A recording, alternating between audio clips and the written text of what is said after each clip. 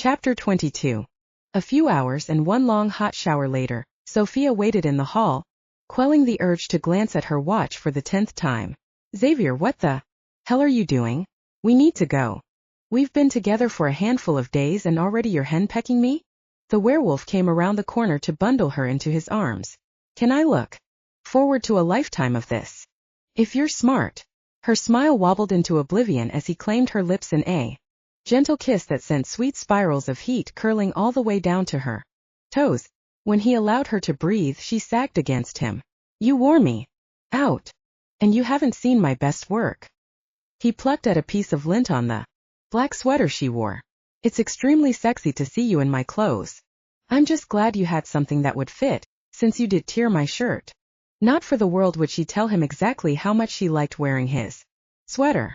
The cashmere smelled like him, and she could almost imagine his arms around her if she closed her eyes. Well, I am an animal. Not for long, which reminds me we need to go. I have no idea how crowded the festival will be, and yes, before you argue about that, I know we have a few hours until midnight, but I don't want to take any chances. She stood on tiptoe and kissed his goatee-covered chin, giggling as the freshly groomed hair tickled her lips. Wherever you go, I go. He eased his body away from hers. Will we not don costumes to blend in this evening? Are you kidding me? Sophia rolled her eyes and followed him down the hall, toward the front door. Shift into your wolf form. Xavier pulled open the door. Not a chance. He retrieved something stuck to the wood. Sophia's birthmark flared under her sleeve. Something's wrong. She glanced at him. His eyebrows slashed down on his forehead and his mouth twisted with an angry glare. Xavier. Her stomach pitched when he held up a glossy black envelope. Oh no. Her name glowed in scrolling acid green ink on the front. How did he know I was here at your home? Does it matter? He met her gaze, his own hard as butterscotch candy. Our association with Sterling ends right now. No. She laid a hand on his arm. Don't. We can get to the festival and lift your curse without involving him. You'll be free. Fear closed her throat. Please. I may be free, but you will not. I made a promise to you and I intend to do everything I can to keep it. We have more than enough time. He broke the red, waxy seal. Let's go kick some dark angel ass. Once the envelope opened, the room swirled around them, filled with apple green smoke, and the room around them vanished. Sophia blinked as she materialized in a new location. Flames of black candles flickered on every available surface, what looked like an empty courtroom. A long slender mirror ran the length of the back wall and reflected her terrified image. She swung around and darted her gaze about the room, but the mirrored image couldn't be challenged. She was alone. Xavier. Bile rose in her throat. The sour taste made her dry heave, but she swallowed it down. Xavier, where are you? Darkened wooden benches were the only witness of her frantic passage through the room. Flecks of mica glowed in the black tiles on the floor, distracting Sophia from her mission of escape. A door at the back of the room opened. She jumped and slowly turned, knowing who would be there. Her gut instinct wasn't wrong. Sterling paused in the doorway. His eyes glowed red in the dim light, bright enough to match the scarlet of the satin vest he wore over a black button-down shirt with flowing sleeves. He moved forward into the room. Sophia sucked in a breath and clamped her hand over her birthmark. It seared her skin as if it were a brand. What have you done to Xavier? She inched slowly between the seats and as unobtrusively as possible shoved her glasses into place. Sterling seated himself behind the judge's bench. In one hand he fiddled with a small object, but she couldn't see what it was. Wherever he is, let him go. This is between you and I, not him. She paused near the last line of benches. She gripped the smooth, solid wood as if it were a lifeline to sanity. All in good time, my dear. The candlelight around him twisted his smile into a gruesome, shadowed mask that etched his face. We have a few things to discuss first. He set a vial on the polished wood in front of him. The longer you delay in agreeing to my request, the closer you get to not lifting poor Xavier's curse. His eyes flared, twin pinpoints of red hatred. She stared at the elixir, Xavier's only hope, yet she said nothing. I'm disappointed in you, Sophia. Not only have you harbored an illegal paranormal, But you've also made him fall in love with you. How do you know that? Her heart slammed against her ribs until she thought it would burst from her chest. Xavier's name ran like a litany through her head. She had to find him. It's written clearly on his face. However, that isn't what I find so amusing. Standing, Sterling moved with fluid swiftness from his bench to the floor in front of her. Where did your humanity come from, Miss Rains? Long as I've known you, your paranormal side has always guided you, never led you astray as you faithfully turned supernatural beings over to me. Maybe all I needed was for someone to believe in me as a person, as a woman. Sophia glared at her boss, intent to win the battle of wills. With Xavier, nothing matters to him except me and my happiness. Isn't that sweet? Now the only thing you're missing for a blissful ending is your freedom. He moved a few steps toward her. Which is why you're here. We need to work out some sort of arrangement. She swallowed a few times as fear threatened to choke her. What do you mean? She looked at a coat rack in one corner, focusing on the black judge's robe. But the hypnotic pull of his crimson eyes compelled her to stare at him. The heat from those eyes shot straight to her soul and she stumbled a few steps backward. It's really too bad you're bound to me for 90 years because I'm feeling generous tonight. He circled her with a panther-like intensity. I'll release you from your contract and I'll even throw in the one thing you want above all else, the annulment of your birthright. The breath whooshed out of her with the force of a small tornado. Why would you do that? She narrowed her eyes. You've never offered it to me before, so what will you gain from this bargain? A dark grin parted his lips. Ah, that's the skeptical Sophia I know. He caressed her cheek, laughing when she recoiled. What do I want? No one ever thinks to ask me that question. They just assume my being a fallen angel nets me anything I desire. His gaze traveled the length of the room before returning to her. Obviously I want to sit on the immortal court, but since they're restructuring with mortals, I have to set my sights higher. Get to the damn point, Sterling. Sophia gritted her teeth as she curled her fingers into fists. Time's running out. Love has also given you a spine, I see. He paused in front of her. I want your soul. If the immortal courts won't take me, I want your soul, which means I'll have more power in me than a whole bench full of them. When she... Why, you ask? Because the soul of a gargoyle is a very rare thing. Most gargoyles are born without one. However, you, my dear, are part human, which means for people like me your soul is the most sought-after item imaginable. What difference does it make if you have it? What will you gain? Fear rooted her to the floor as Sterling's eyes bored into her. Cold sweat formed on her back, wetting her clothes. The remembered words of her father came back to her. In falling for Xavier, she'd forgotten to guard her soul. Don't be any more naive than you can help. He captured her chin in his hand. Fear seeped into Sophia's skin at his touch.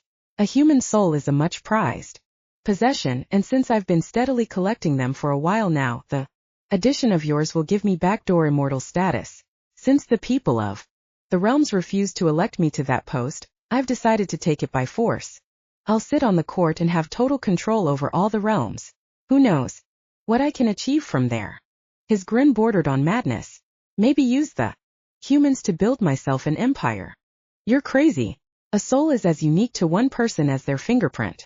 As non-transferable. She wrenched away from his hold. Go to hell, Sterling. I have been there, but I find the mortal realm much more sadistic and evil than the devil's own playground. The amount of hate, lust, greed, and anything else one can desire is staggering here. Very comforting and very workable. He gave an exaggerated sigh. Perhaps this will change your mind. He snapped his fingers. The door opened again, and this time one of Sterling's bodyguards escorted Xavier into the room, dumping him in a heap at her feet. When the goon left, Sterling nudged Xavier with the toe of his shoe. He's not dead yet. Don't you think it's interesting the last 2 hours or so of his life as a human are spent here when he could be at the festival, preparing to drink his hard-fought potion? Sophia dropped to her knees beside the werewolf. She ran her fingertips over his battered face. The faint outlines of bruises highlighted his cheekbones and one temple, while his bottom lip was bloodied and swollen. Xavier, talk to me. She shook his shoulder. Relief washed through her when he stirred, and, with a faint groan, opened his eyes. Be strong, we need to escape. Oh, I'm afraid that won't be possible. Sterling's laugh sliced through the emotionally charged atmosphere. The only way the felled werewolf can leave is if I receive your soul. Even then, he'll have a hard time of it. He snapped. His fingers. A set of chained manacles encircled Xavier's wrists and ankles, binding him to the floor. She pulled at one of the bonds as hysteria rose and threatened to engulf her. Come on, Xavier, you've got to rouse yourself enough to break free. She rested her cheek on his chest. His heart beat strong and steady, giving her hope. You're so close. You've lived your whole life wanting to lift the curse. She lifted her head and met his golden gaze. You can't give up now. Xavier shuddered, pushed himself up on one elbow, and cupped her chin in one hand. Don't trust him, Sophia. If you release your soul, you'll eventually die. It's the force that drives you to succeed, to know right from wrong, lets you live, love, or even feel a host of other emotions. He brushed the pad of his thumb over her cheek. It's not worth it. That's your opinion, werewolf. Sterling yanked Sophia to her feet. Now you listen to me, Miss Rains. Her teeth chattered as frigid cold seeped into her from his grasp. As much as his red eyes provided heat, the rest of him was as cold as the Arctic. She struggled. His fingers bit into her wrist while he wrapped his other hand around her throat. If you want Loverboy to have any sort of life at all, you'll do as I say. His fingers tightened. Sophia gasped for breath as her airway became restricted. Xavier wants to be human, you want your birthright lifted, and I want your soul. It's not a hard decision. She clawed at his fingers, but his grip didn't lessen. I'm the only one who can make all of this happen for you, so don't be stupid. Or try any heroics. He brought his face close to hers. His sulfuric breath made her stomach pitch. I have no qualms about killing you, him and every other being you're sheltering. You know that. Leave them alone. She gasped, tried desperately to draw air into her lungs. They've done nothing to warrant such attention. His fingers didn't budge. Perhaps not, but there are others interested in your little friend Mona. He opened his eyes wide as if surprised. I'm afraid I let it slip to Brayden, where she's been hiding all this time. He was most interested in the news. His chuckle caused Sophia's insides to clench. Maybe they'll find each other at the festival. Wouldn't that be something? I can promise if the dragon doesn't kill her, I will. He squeezed her throat. It won't be the easy, painless death like Evangeline's. Trust me when I tell you these killings will be violent and bloody. He thrust her backward. Do you want that on your conscience? Sterling plucked a rolled scroll from thin air. Can you really live with yourself after so many deaths in addition to those already on your conscience?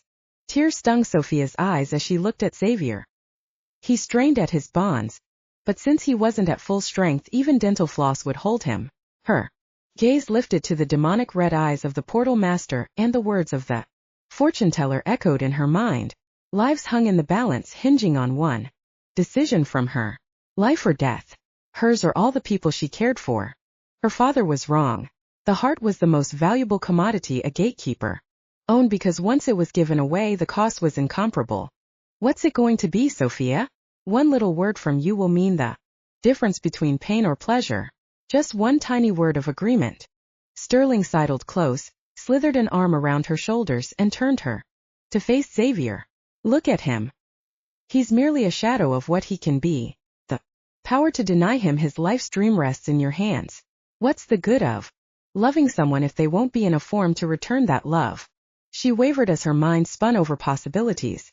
Sterling tightened his grip. Don't you want to sacrifice everything? He'd do it for you. God, it's true. Hasn't he shown time and again how much he's willing to kill? For me to die for me? Xavier. She took a step toward the werewolf, but Sterling kept a tight grip on her. If I can do this one thing to ensure you'll live a happy life, how bad can it be? His intense eyes pleaded with her to change her mind, to be strong. Please understand. I'm doing this for you, for Mona. You guys mean everything to me, and if I can guarantee your safety, I will. There is no guarantee with men like Sterling.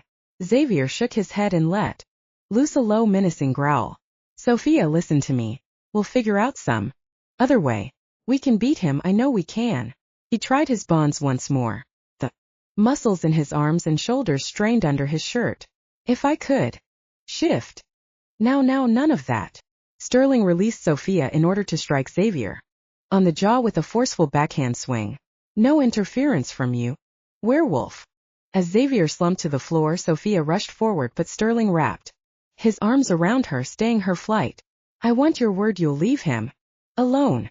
She struggled against him, shivering from his touch. I'll give you my soul, and in exchange you won't harm him further.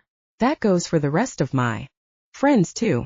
She met his fiery gaze, trapped between hot and cold worlds, and what she saw in his eyes terrified her. He had no soul, no heart, only dark, tormented blackness that seemed to go on forever inside that terrible red glow. Would that be what waited for her as well? Granted.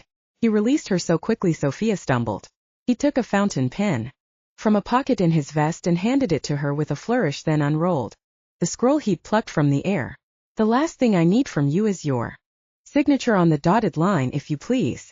He licked his lips, eager anticipation evident in his expression. Sophia, no. Xavier's cry hurled itself through the air as she touched the tip of the pen to the scroll. He has nothing to gain by keeping us alive, you know this. Think, sweetheart. What he says doesn't make sense. A snarl followed the impassioned plea, echoing in the empty room. I have to try. She scrubbed at the moisture on her cheek, willed him to understand. I'd do anything for you, Xavier. You know this because you do the same for me. Slowly she scratched her first name. If I don't make it out of here, know that you made my life worthwhile. The pen hovered above the paper as the words blurred from her tears. Sign your damn name. Sterling shook the scroll. His eyes blazed hot enough to rival the flames on the candles. Now, a black ink blot fell to the parchment. It stretched out into a weird pattern, almost resembling her birthmark. For a second Sophia stared. Her hand shook. Power rolled from Sterling in waves to clash with the anger unleashed by Xavier as he growled and the chain scraped across the floor. Xavier let loose a howl of frustration or resignation. She couldn't tell. I'll never leave you, Sophia, now and always. I'll be by your side no matter what form we're in. For the space of a few heartbeats she hesitated, then before she could change her mind she scribbled her last name, blinking in shock at the evidence of her own stupidity or Xavier's salvation. Now release me from my birthright. Movement to her left showed Xavier in the throes of shifting. Like the last time he shifted in her presence, she couldn't watch, but kept her gaze focused on the portal master, who rolled the scroll up and tucked it away into the air. From whence it came, in its place came a round glass bottle that resembled a Christmas tree ornament. What's that? A soul vessel. Now breathe over the top, please. He held the mouth of the bottle to her lips. Any time, Sophia. I have other things to do this night. A dark eyebrow lifted in emphasis. Wetting her lips with the tip on her tongue, she put them together as if she intended to whistle, but instead of sound, she blew air across the bottle's top. Sparkling orange vapor filled the vessel, swirling around the glass, clearly not comfortable with the new residence. When her breath expired, Sterling corked the top. Remarkably, he threw back his head and laughed, the sound a rusty and squeaky, as if tired from disuse. Poor trusting Sophia. Did you really think I could remove a birthright? Tucking the bottle carefully into his pocket, he emitted the laugh again, and this time it gained strength, multiplied in layers until it bounced, jarring through the courtroom in angry, ugly waves. Only an immortal can do such a task, but I appreciate the confidence in my ability. What? She staggered forward, clutched the judge's bench for support as her knees wobbled. You said if you had my soul, you'd be an immortal too. Ah, then you didn't pay attention. I said I'd have the power of an immortal. I didn't say I'd be one. There is a difference, and in your case it's the difference of life and death, isn't it? He reached slim fingers into a pocket of his vest and removed a vial of yellow liquid. Oh, and what do I have here? Looks like the medicine you need to keep your gargoyle half under control. Without her soul to provide strength or courage, Sophia slumped against the wooden piece of furniture. Damn you, Sterling. Fortunately, that has already been done, my dear. He hurled the vial in Xavier's direction, grinning when it smashed against the dark floor with a curl of yellow smoke. Oh, looks like I dropped it. I need that. Invisible fingers of fear gripped her heart and squeezed. She gasped. Oh my God, without my soul I won't have the strength to change back into a human. That's the plan, Toots. He patted the top of her head. And look, your boy. Toy is transforming too. What a happy occasion this is. Sterling's grin stretched his lips tight. Too bad he'll be locked in this room with no chance of escape. In 2 hours he'll be stuck as an animal. You'll be a statue. And me? I'll be at the festival, and if all goes well, hijacking the immortal court. Brilliant, no? With a tiny sigh of defeat, Sophia swallowed the remainder of her tears. Her mouth worked but no sound emerged. She scrabbled for purchase on the bench, knocking a wooden gavel to the floor in her quest to remain upright. She glanced at Xavier. Blonde fur covered most of his body as bones cracked and popped. His head was thrown back as agony painted his face into a grotesque mask. She transferred her gaze to Sterling, annoyed when he wiggled his fingers at her. Enjoy your holiday, Miss Raines. He kicked Xavier as he passed. Xavier half transformed snarled but continued to writhe on the floor. I know I will. He slipped out the door. It slammed closed behind him with an air of finality, and the clicking of the lock rang sharp as a pistol shot. Sophia's limbs grew heavy as her transformation into a statue began, encasing her legs first and slowly making its way up her body. At the last second she snatched off her glasses and let them clatter to the wooden tabletop. I'm so sorry, Xavier. No other words were spoken as the stone swallowed the rest of her body and cemented her to the courtroom floor. Chapter 23. Xavier padded around the courtroom in another endless loop. His nails clicked against the tiled floor, and a near-constant growl punctuated panting breaths. The shift had come upon him too late to stop Sterling. He swung around at the end of the room and his gaze zeroed in on Sophia. Sharp arrows of pain pierced his heart to see her as a statue, her gargoyle birthright. Because of him, she'd remain that way for the rest of her life, and because of her he'd remain at her side until midnight struck and beyond. Perhaps fate did have a sense of humor after all, albeit a very warped one. Soul mates and lovers who would die to see each other free from their paranormal sides were now trapped in those very shells. He lifted his head and sniffed the air. Melted paraffin, black candle wax, dripped and hardened down the front of the furniture. How long had they been here? Xavier snuffled around Sophia's stone feet. Acute sadness. At least she still lived inside the concrete. He scratched at the floor and whined. Where there was life there was hope. Circling around the statue, Xavier emitted a sharp bark and rammed his body into Sophia's hardened legs. Pain radiated from every nerve ending. He let loose another whine, then sat down on his haunches, crossed his front legs, and laid his head on his paws. He wished he could talk to Sophia, set her mind at ease. He felt useless in his wolf form, but no matter how he wished to change back into a human, the shift wouldn't come. At least he'd had the opportunity to tell her he loved her before the madness took over. He growled. His feelings ran so much deeper than he allowed even himself to admit. He couldn't live without her. She was the reason he did anything now. And if Sophia remained locked in stone, he might as well be a wolf until he drew his last breath. Frustrated, Xavier bounded to his feet, then paced. He stood, looked upon the frozen face of his beloved, and howled with all of his strength. The mournful sound reverberated about the small space, echoing off the floor until he thought his ears would bleed from the noise. He paused in order to suck in much-needed oxygen, then howled again, this time with more force. He wanted everyone to know of his suffering, even the heavens if they deigned to listen. A tiny piece of concrete fell from Sophia's shoulder to hit him on the snout. He cocked a furry eyebrow, patted around her legs, aware of one undeniable change. Small stress cracks ran through the thick stone and streaked through it like dark veins.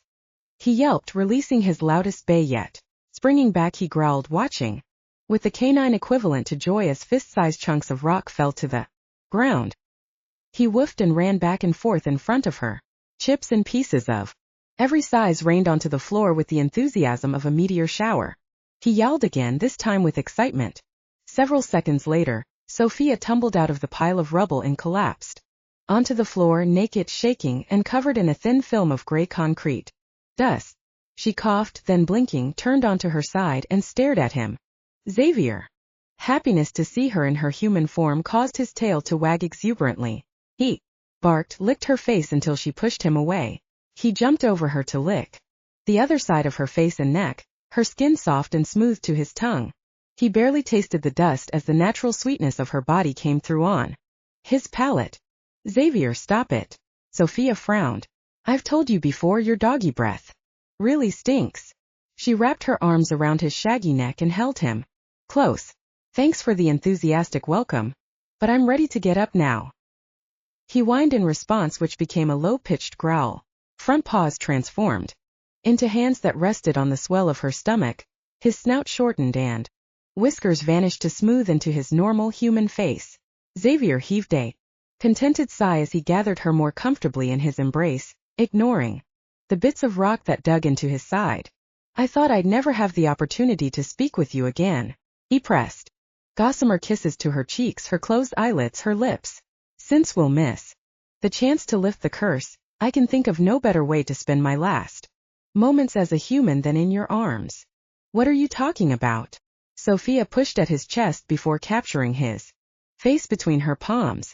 Why can't you lift the curse? Her blue eyes held him captive, sucked him down into their cool depths until he was quite content to remain there. The pinpoints of darkness that lurked around the edges gave him pause. Surely a simple courtroom can't contain such a determined man. I've never wanted you more.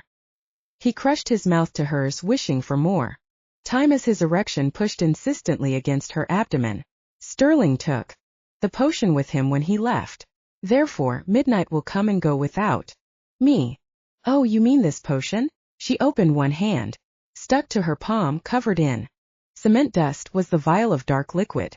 I snagged it before I turned into a statue. I had no idea if we'd be able to use it or even get away. Don't you think we ought to try? She lifted her head. When she held his gaze, none of her old sparkle remained. I mean, I did face off with the portal master and I did give him my soul, but it won't mean anything unless you use it. White-hot needs slammed into him as she wriggled beneath him.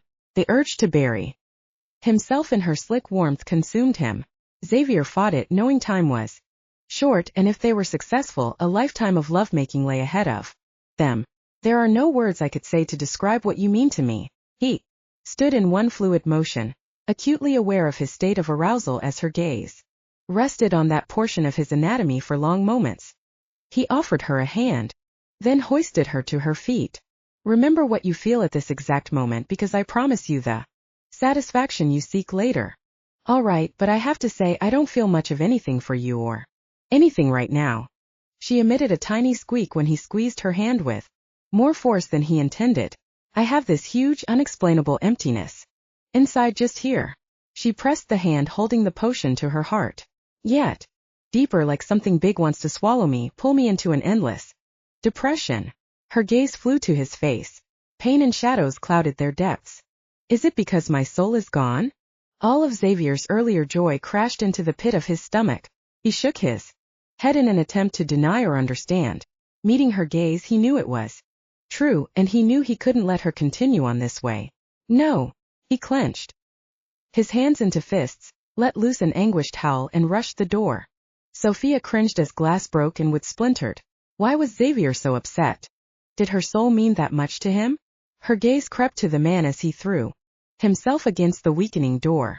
Memories from the past few days flitted through her mind like a movie reel on steroids, but she couldn't summon any sort of feeling for him, no matter how hard she tried. They'd been together. She remembered tender moments and conversations, recalled the feel of his body against hers. None of those times triggered anything but cold emptiness. A churning void, a black hole, seemed to swallow her heart, with no hope, no future, just a vast bleak darkness stretching on interminably, almost as if she now approached life with a clinical detachment. She stifled a sob, yearned for something to fill the blank gap that only the finality of death would end. When the door gave way under Xavier's repeated battering, Sophia sighed. His naked backside alone was worth remaining alive for. Would she ever feel pleasure again just from looking at him? A shiver racked her body, recalling her own lack of clothing. She darted to the coat rack, grabbed a black judge's robe, and gratefully bundled it around her form. The monotonous sound of the zipper gave her a tiny drop of comfort and the strength she needed to follow the werewolf.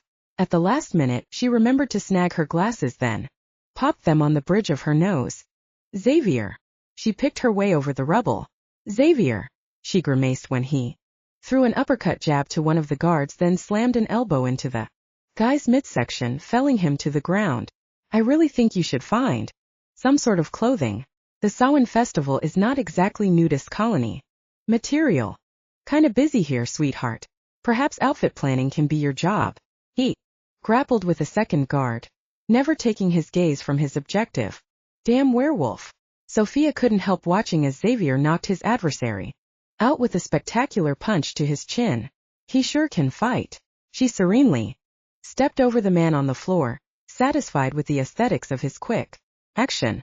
Now listen, Xavier, I'm not taking you through the portal in your present state. I mean, I can appreciate a good-looking man the same as the next girl I think, since that.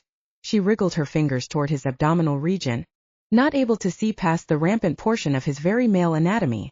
Belongs exclusively to me, right? So you really need to get your butt into some clothes and cover it. He glanced over his shoulder. His eyes blazed an intense golden color before resuming their usual honey hue. Your possessiveness gives me hope. You remember our relationship? Of course I remember. I just don't feel anything about it. She doubled back into the courtroom and yanked a second robe from the coat rack. Here, put this on. We've got, Sophia glanced at her watch, 30 minutes to get to the festival. Find that tree and lift your curse. She threw the robe at him. Come on. Winding through the darkened halls proved to be a challenge. She bumped into countless corners and the occasional table or potted plant. Sure, Xavier had wolf vision, but did he stop to help her? No. Annoying man. Only looking out for himself. Eventually they reached the elevator bank. She jabbed at the only button, tamping out the urge to pace. When the doors opened, she shoved him into the car. Cam, exit hallway. Please. Will do, ma'am. If he thought it odd they wore judges' robes, his eye gave nothing away. Sophia ignored Cam's imposing presence, his overwhelming body odor, and his one eye in order to look at Xavier. It's my fault we're in this mess and I'm sorry. She pressed a hand to her heart, gripping folds of the robe in her fist. I wish I lost my memory along with my soul, because not being able to feel my love for you but knowing I do is terrible. The vague hollowness in her chest expanded until she feared she'd be sucked into it. Listen to me, baby. He wrapped her into his arms, rested his chin on top of her head. We'll fix this, and even if we don't, I'll do everything I can to make you experience it again. He laughed softly. Except that love might be that of a girl for her dog. Funny.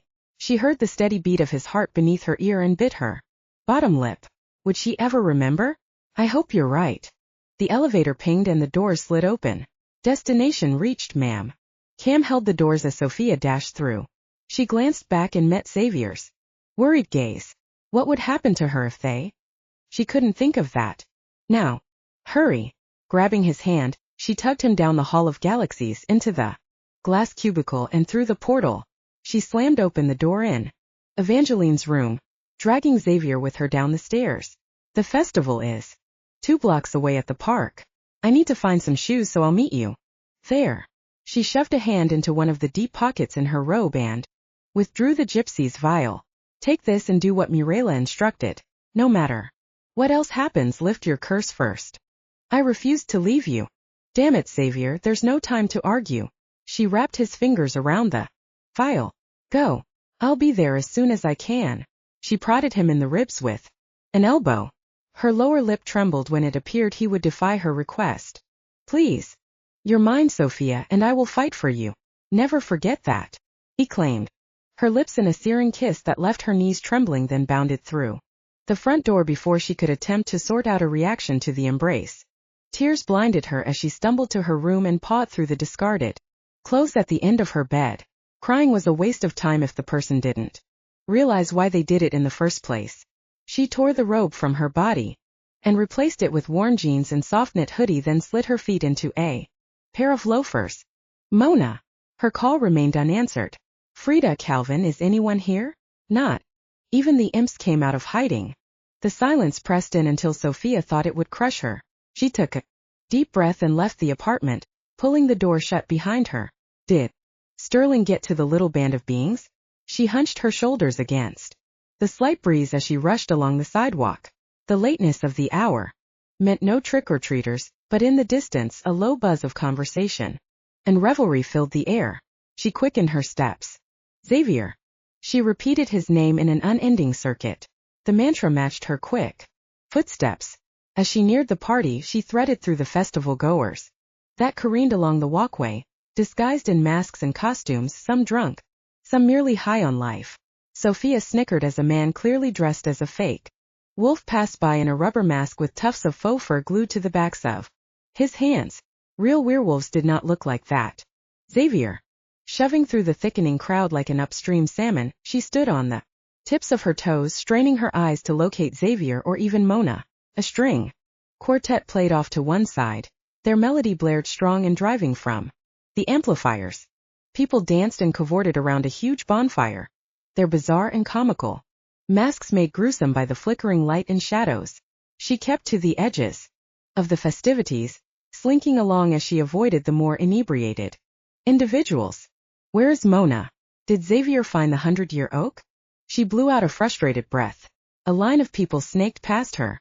Sophia squinted, certain some of those assembled were not merely humans in costume. They must be part of the beings that came to vote for the next immortal court officers. She crept along the serpentine formation, listening to snippets of conversation, but not able to use any of what she heard.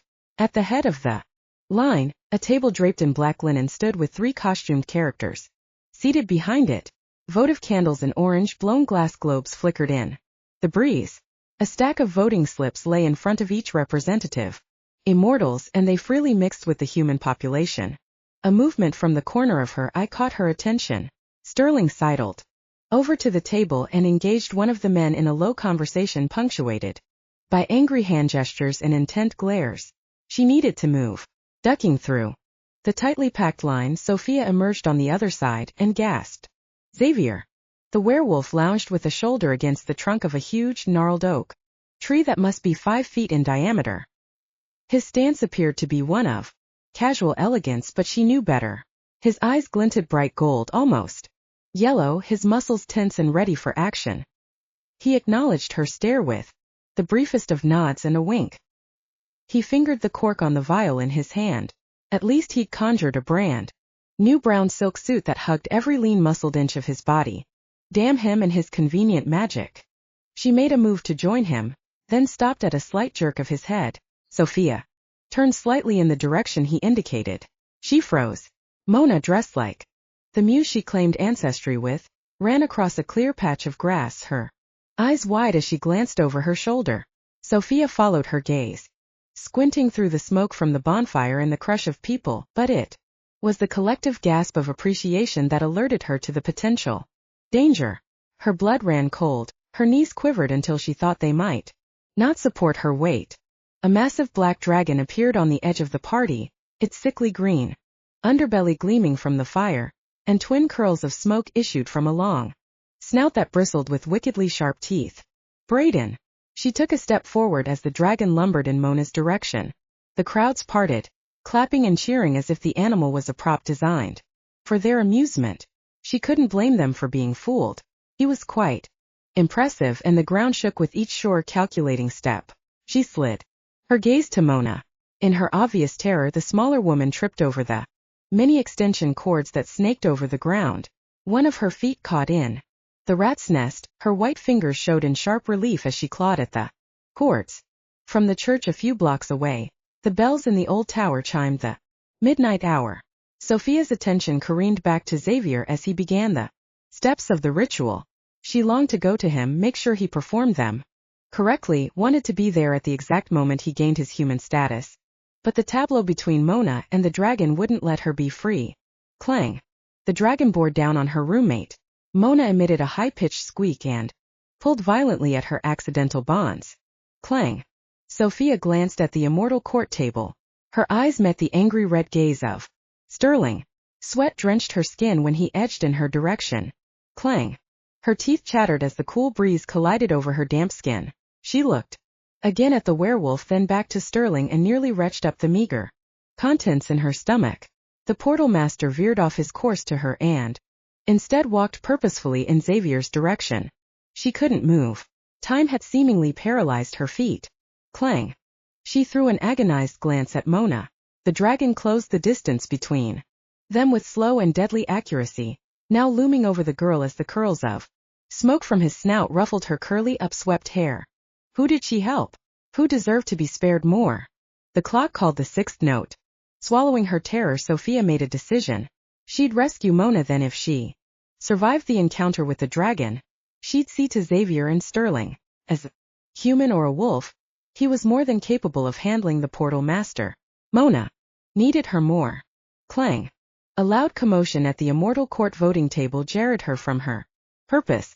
A woman in mossy green robes and flowing russet hair stood. This madness must stop. Order will be restored in the 8 realms. An 8th note from the distant bell tower echoed on the suddenly silent air.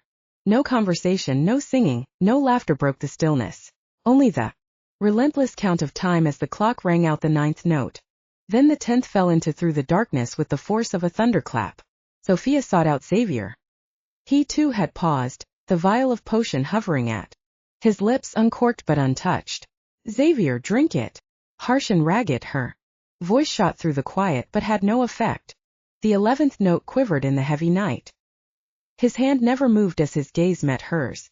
Sophia collapsed onto the cold grass, and the never-ending hole in her chest swallowed her, consumed her from the inside.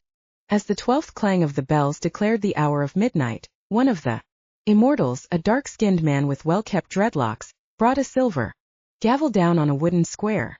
Time stood still, shimmered in a wash of dancing glitter, and sped up at the same time. The world as Sophia knew it swirled together in a mash of colors, tilted sideways, then vanished altogether. Chapter 24. Sophia blinked at the sudden change in location as she regained consciousness. Instead of the general Halloween revelry she expected, a quiet, peaceful courtyard stretched before her. Soothing bushes of colorful night blooming flowers lined the walkways, perfuming the air. Somewhere in the background, the faint tinkling of water from a fountain rang delicately through the air. Her heartbeat slowed to normal and her blood ceased its relentless rushing in her ears. She inhaled, comforted by the flowers and Xavier's spicy scent. Xavier. She stirred, stretched her sore limbs, surprised to find she sat on a white wooden chair with Xavier to her right, his arm around her shoulders. Welcome back, gorgeous. The smile he gave her nearly melted the fillings from her teeth, but the emptiness in her chest blanketed all other feeling. She blinked in response. They're just about to announce the new members of the Immortal Court. What? She glanced up, taken aback at the velvety black sky that twinkled with thousands of sapphire blue stars. A full moon, white and bright, provided enough illumination to see clearly the columns of the Roman-style building. Steps led to a dais, and on the raised platform rested a sturdy table of white marble that sparkled as if a million ground diamonds were used in the making of the piece of furniture. The election? Sophia twisted slightly in her chair. Rows of chairs occupied by various beings filled the grassy space. Behind her, everyone held red paper ballots in their hands and identical looks of rapt attention on their faces. She swiveled around, meeting Xavier's amused gaze. What about the potion and Brayden? Her skin prickled as a shiver crept over her. Where's Sterling? What happened to Mona? Perhaps you should pay attention to the proceedings. The answers will be forthcoming, I'm sure. He removed his arm from her shoulders in order to lace his fingers with hers. This is a moment in history you need to witness. She frowned and then really looked at the werewolf. Nice suit. Wish I had magical skills. When he let loose a growl that tickled inside her chest, Sophia grinned. Never mind. I recognize the Earth Mother, but the other two are unknown to me. Miss Rains, why don't you come up here and share with the rest of us, since you obviously intend to keep talking? The man with the dreadlocks pinned her with an annoyed glance. We can't conduct our business through your jabber. No, I'll just stay here, thanks. Her cheeks burned as the dark-skinned man stood.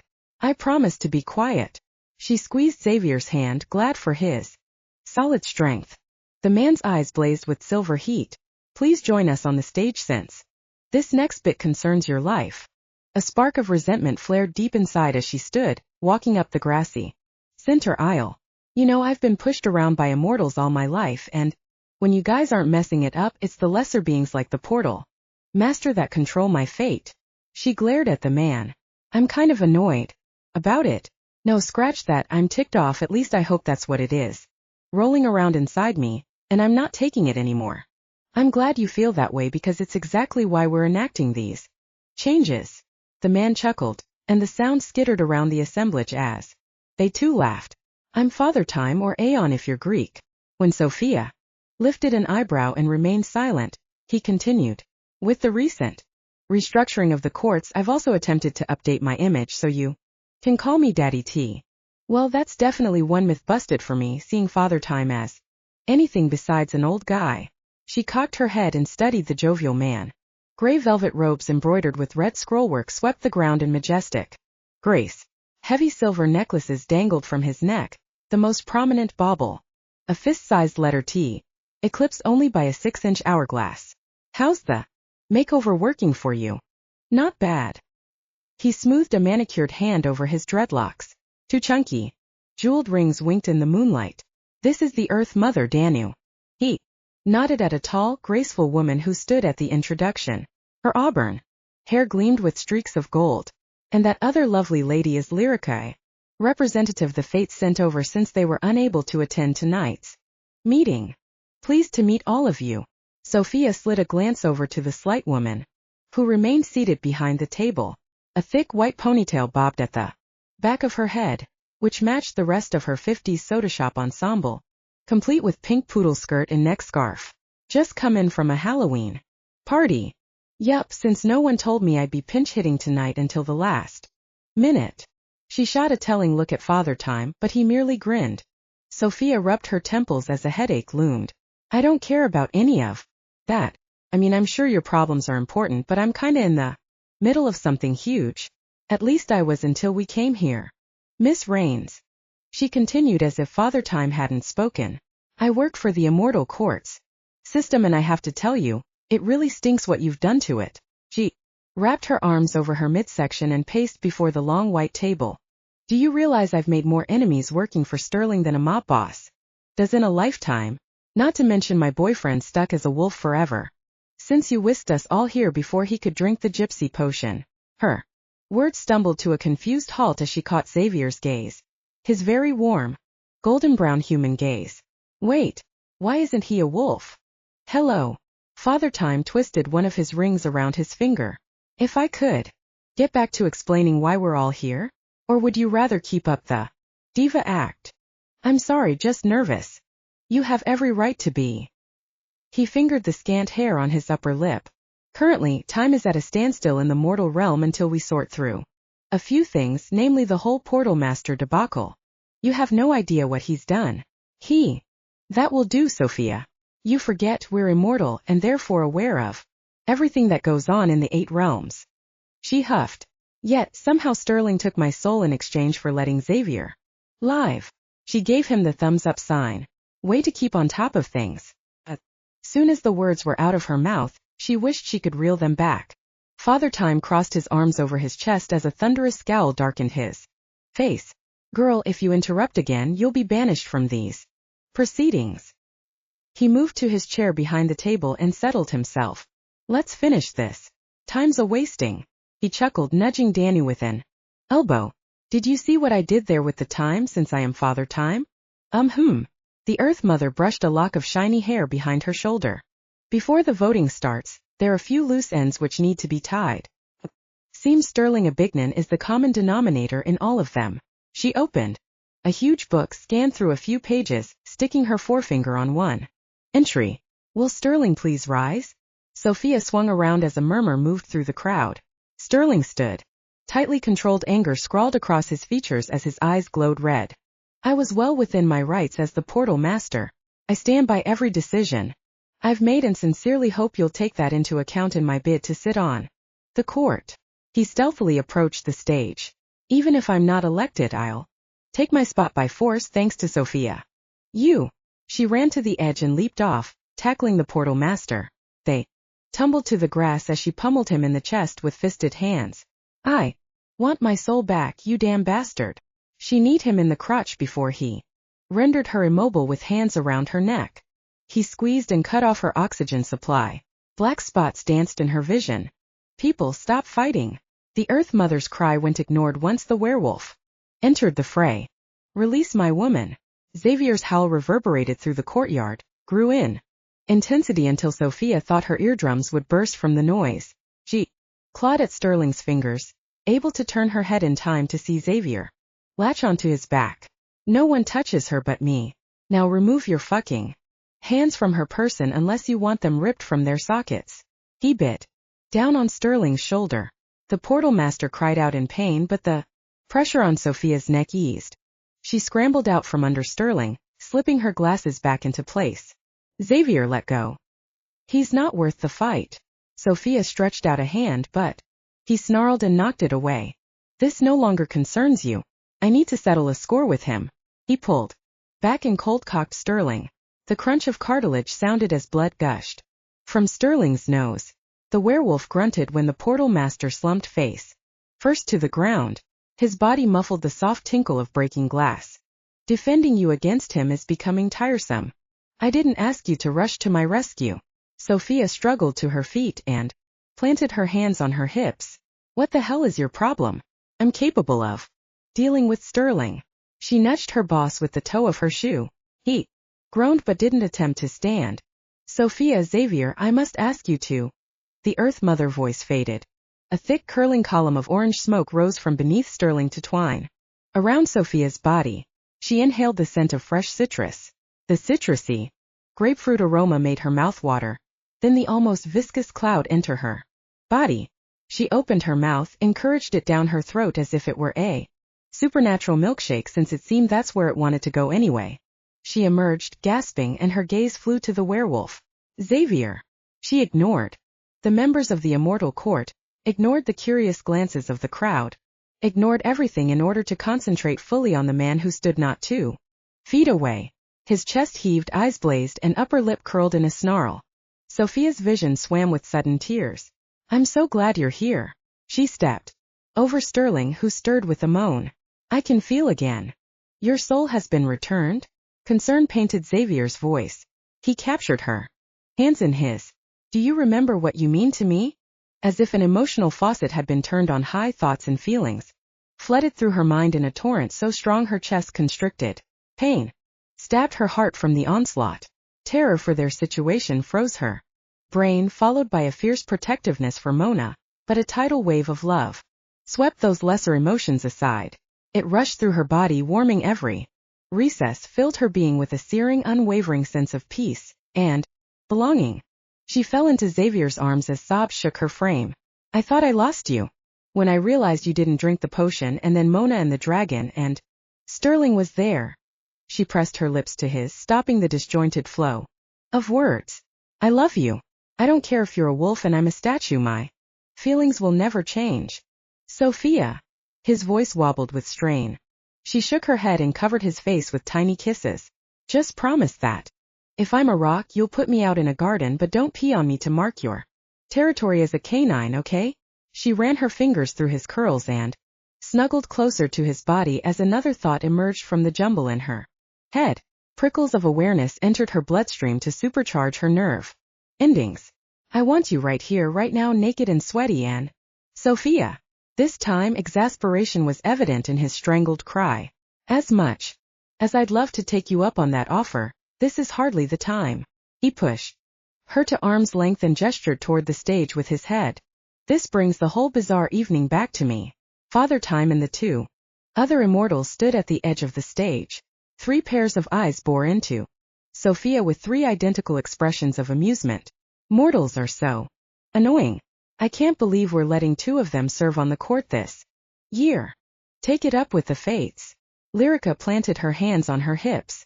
Look, is this mortal fest going to take much longer? All Saints' Day started like 20 minutes ago, and it's a bit of a busy time for me, you know, with all the thread measuring and cutting and whatnot. You are right, Lyrica. The Earth Mother clapped her hands. Thank you all for coming for this historic vote, but unfortunately we need to address a few concerns before the voting can actually take place. Therefore I will send you back to the mortal realm with Lyrica. She'll collect your ballets. With one snap of her slender fingers, The crowds and the third immortal disappeared. Sophia glanced from one remaining immortal to the next. What does this mean? For Xavier and me? The midnight deadline passed and he didn't drink the gypsy potion. I won't be able to survive in this form without Sterling's tinctures. What about Sterling? Does he get to walk away with no consequences? Apprehension sat heavily on her shoulder. Where's Mona and Brayden? Phew. Sent them with back, won't he keep hunting her? Sophia glared at Father Time. Daddy T? I need answers now. You're a bit pushier than I was led to believe, but I like you. He cracked the knuckles of one hand then the other. Sterling will be punished for crimes against lesser beings. His supernatural powers are to be stripped at the conclusion of this meeting. From the grass where Sterling lay, he groaned and sat up, holding his nose. His eyes flashed red, but he said nothing. Daddy T nodded. Next, your issues. Afterward, we'll deal with your friends. He fiddled with the hourglass dangling from one of the chains. Now about your future. Guilt crept into his expression as he met Sophia's gaze. We decided a few days ago to go ahead and lift Xavier's curse. There really wasn't a need for the whole potion quest. What? Sophia struggled in Xavier's arms, finally succeeding in facing the immortal. She would have broken free except the werewolf tread heavily on her instep. What are you talking about? He held up his hands and rolled his eyes. Guess you didn't get the memo? No. Maybe it got lost in the shuffle, what with all the summons and things. She attempted to break away. Xavier pulled her backside against his body. It would be to your benefit, sir, to hurry this along. Sophia gets grouchy when she's hungry and jerked around by circumstances beyond her control. Xavier's growl rumbled in her ear. I can't guarantee I'll subdue her much longer for obvious reasons. Blame it on the fates or me. The fact is all the immortals were involved. Destiny chose you and Xavier as soulmates, but we didn't know if you would actually suit, so we told Mirela to send you on a mission for the potion. Forced you to interact together in a variety of circumstances.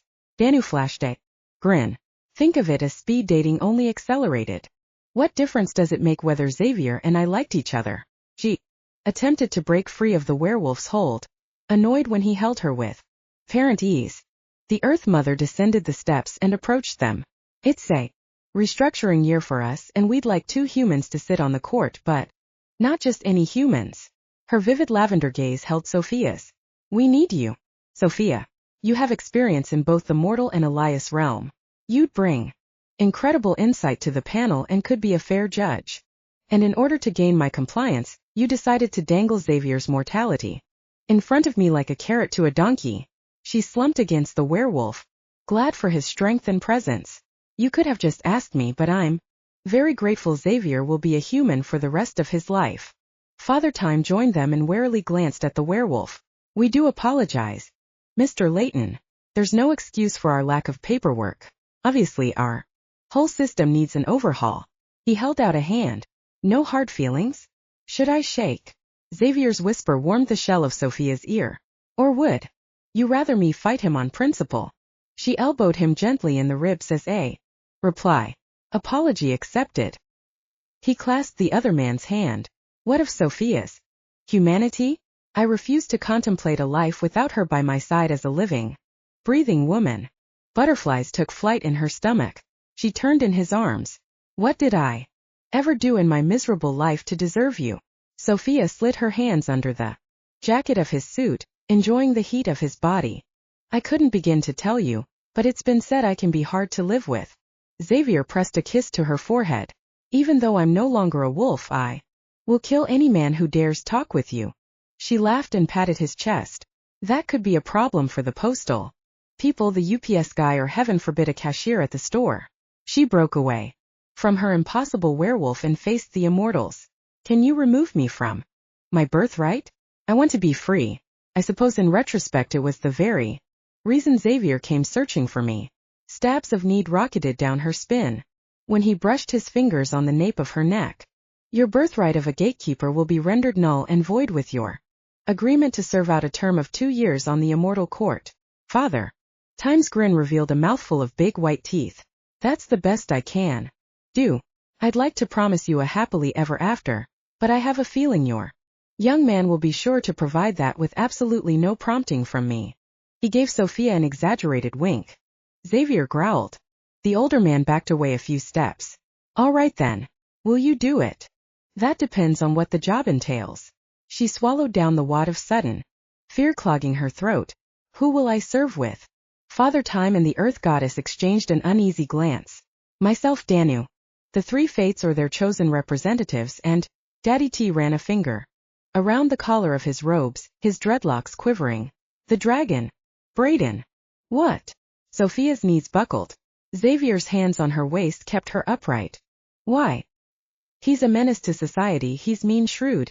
He hates my roommate for no other reason than she's clumsy, and he's a litigation lawyer. Regardless of his chosen profession, I'm afraid you and he are our votes for the mortal members of the court. Without your help, nothing will change in the realm's government. The Earth Goddess sent her a sly look. I would think that, after what you've been through at Sterling's hand, you would be open to equality for mortals and half-mortals. Damn. Sophia wavered, but refused to give in so easily. Indeed. Danu snapped her fingers. An archway to her left shimmered with pearly white light that moved and flowed like water. This portal will take you home, or you may choose to remain here in this realm. It is not as exciting as others, but you will have plenty of time to think and reflect. In order to serve on the court, do I need to remain here? Sophia gripped Xavier's hand as conflict ion raged through her chest. If that's the case, I'll have to turn you down. I can't leave Xavier. He's my life, and without him, I might as well keep my birthright and work for Sterling. Xavier wrapped his arms around her, held her so close she could feel the beat of his heart. I return the sentiment. However, if the court is something you wish to do, I'll make the sacrifice. The look in his eye caused a rush of liquid heat to gather between her thighs. With some difficulty she transferred her attention to Danu. If you remove my birthright and allow me free travel, I'll serve on the court. Done. Staying in my realm is never required. I always like to ask in the hope someone will want to stay. No one does, regardless of how beautiful the place, or because they already have satisfactory lives. Father Time cleared his throat. Keep in mind, this is the only favor you can incur from an immortal. The rest of your life will depend only on you. I'm perfectly happy making my own mistakes, learning my own lessons, experiencing my own joys. That's the human condition. Magic would cheapen the lessons. If Xavier is with me, none of it matters. Her eyes misted with tears as once again emotions overtook her when she spoke of the werewolf. Turns out, he's the only person I need after all. Request granted. As a representative for the immortal courts of the 8 realms, we have made our decision. Father Time removed the top from his hourglass. Show me the birthmark. When Sophia pulled up the left sleeve of her hoodie, he poured a few grains of sand on the inside of her wrist. So, shall it be? Go in peace and long life. We'll notify you when the next term on the bench begins. Sophia attempted to pull away from Xavier's hand as he moved toward the portal. What about Mona and her family? She's hiding from the bounty hunters. And Brayden's already got it in for her anyway. He'll sue her or worse, and there'll be civil war in Misai. The pearlescent glow of the portal bathed her in its light. And Sterling? What about him? You are not a mother hen, Sophia Rains. Now is the time for you to live your own life. Let the immortals worry about everyone else. That's our job. You deserve a respite from the storm. Danu steered the two newly turned mortals into the portal. Remember, just because you may not ascertain the reason behind a decision doesn't mean it's not the best for everyone concerned at the time. Before Sophia could utter another word, Xavier tugged her into the portal. Chapter 25. Sophia and Xavier stumbled out of the portal, falling hard into a pile of dry leaves. She gasped for breath, landing on top of him. He grunted as she glanced around, pleased to find they were once again in the park. Those immortals really need to fix that portal. He sucked in a lungful of air. He shifted to accommodate her length. True, but somehow I think they have much more pressing issues to deal with. The sharp, earthy aroma of leaves and pine wafted around her to blend with Xavier's cologne, recalling her attention to the events they just lived through. If I wasn't actually there and awake, I'd swear I had a very weird nightmare. The soft night sounds of insects droned from hidden dark places in the foliage, creating the perfect backdrop for lingering Halloween. activities. From the other side of the greenway, muffled laughter reached her ears. I'd like to think it's a wonderful dream, all things considered. He skimmed his hands along her hips. Are you okay? I think so. What else could she say? My life has been shaken up until it barely resembles what it used to be, but the lives of my friends are in total flux, so maybe I should just shut up and be grateful? He frowned, obviously picking up the annoyance in her voice. You don't tell the truth. Pushing Sophia onto her back, he looked down into her face. Does your birthmark hurt? I don't feel it at all. Sophia stirred beneath him. Which is weird, right? For as long as I could remember, it's been there as a reminder of what I am. Or was I guess? She shook her head and squirmed under him. Leaves and the occasional twig stuck in his curls. He resembled a wild, changeling creature. Except his overt sex appeal destroyed that image. We're wasting time. I have to find Mona, make sure she's okay and safe, and look for. No. Be still for one moment. He gripped her left wrist and eased the sleeve of her sweater up. She followed his gaze, gasping in surprise. Nothing but smooth pale skin appeared. The crown-shaped birthmark had disappeared. Xavier placed a whisper-soft kiss on the empty spot. It seems you're now a mere mortal. Are you happy with your decision? Very happy. Simply talking about it caused a tickle in the pit of her stomach that radiated upward into her chest. She couldn't believe it was real. I used to dream of the moment when I wouldn't be a gatekeeper or bound to Sterling. Now that it's here, I'm not sure what to do with my free time. She glanced at him, taking in his twinkling eyes and bewhiskered chin. Well, there are a few things I can do. What about you? You'll never be a wolf again, will you miss it? Was it indeed the life he wanted? The not knowing put a damper on her joy. In some ways, yes. I knew the animal side of me from the first moment of life, but now the wolf has departed, I feel like myself, only enhanced. He smoothed the hair away from her forehead. I'll miss the ability to change clothes with magic, but at least now I'll not go through so many of them. You may still have it. His eyes were shadowed in the moonlight. Try. He snapped his fingers. Nothing happened. He still wore the same suit he arrived in. Mystery solved. A frown marred the perfection of his lips. Can I ask you a question? Her stomach roiled with uncertainty. Anything. Now that I wield absolutely no power in the supernatural realm, do you still want me? She touched his chin, tracing his goatee with a fingertip. If Nan's grocery doesn't need me, I won't have a job. I'm nothing. I have no identity. All of her life, she'd known who she was and tried to fight it. Now there was nothing. What if the soulmate thing was based on her being a gatekeeper? The thought made her want to vomit. Don't belittle yourself, sweetheart. Xavier stroked her cheek, holding her gaze with his golden one. You're everything to me. I choose to believe if you'd never been a gatekeeper, I'd have still sought you out. Oh. Her heart fluttered as he read her thoughts so well. He cupped her face. I wasn't wrong when I told you we were destined to be together. Months ago, I dreamed of a woman who possessed power and the strength of kings. I thought it a sign. Once Hannah told me of her vision and she had seen you. I knew fate didn't lie. The strength of kings? What does that mean? She couldn't keep staring into his eyes lest she fall head over heels. Maybe after all it didn't matter. Your birthmark. It was in the shape of a crown. Kings wear crowns, and from everything I've witnessed, your strength is what kept you sane through it all. He gave her a smile and pressed his lips to hers in a gentle kiss. Forgive me if what I said makes no sense. Seems I've lost the ability to articulate properly when I'm with you. Tears blurred her vision, but she gave him a watery smile.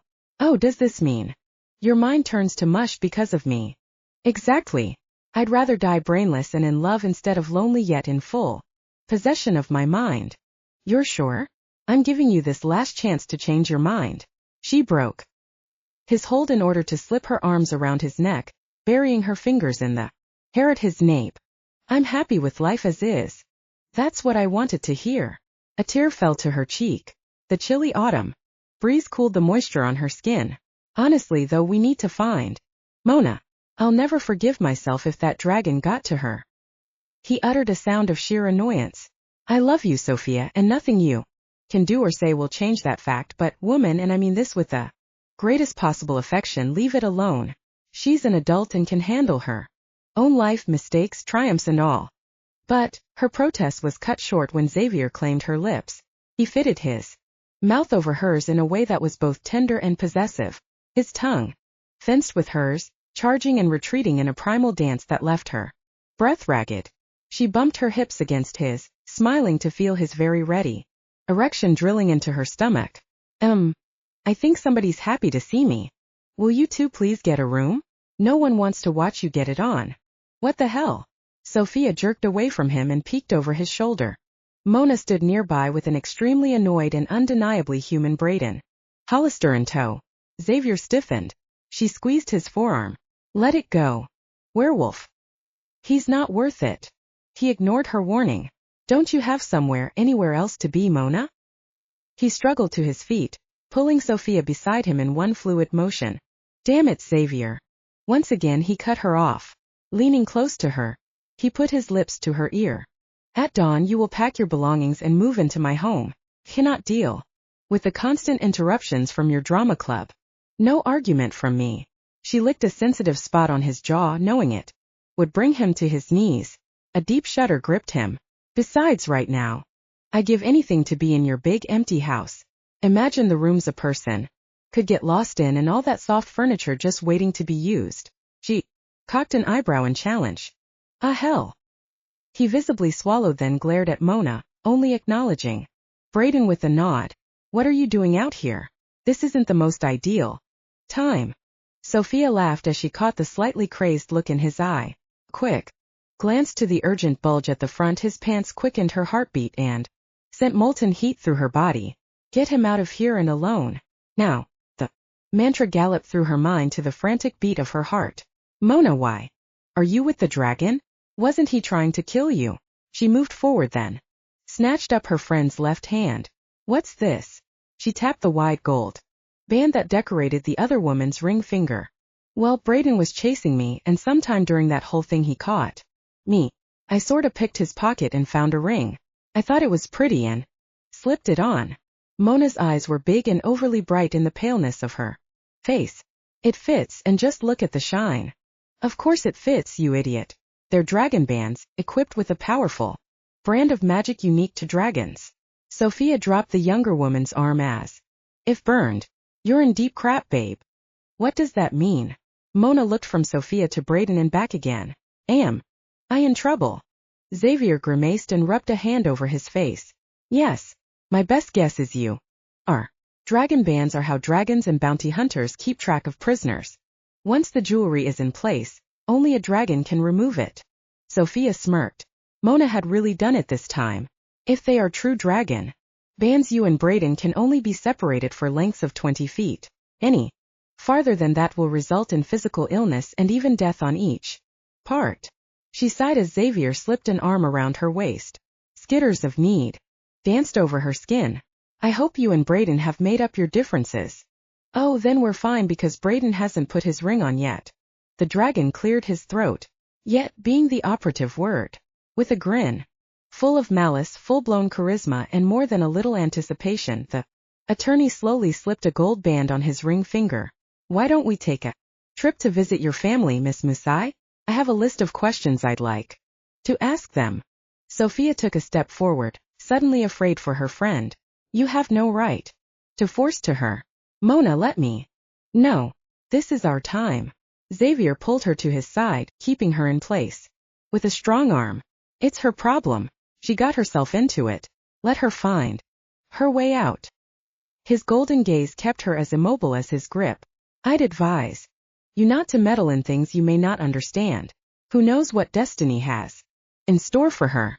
Don't sabotage her life's journey like Hannah almost did to ours.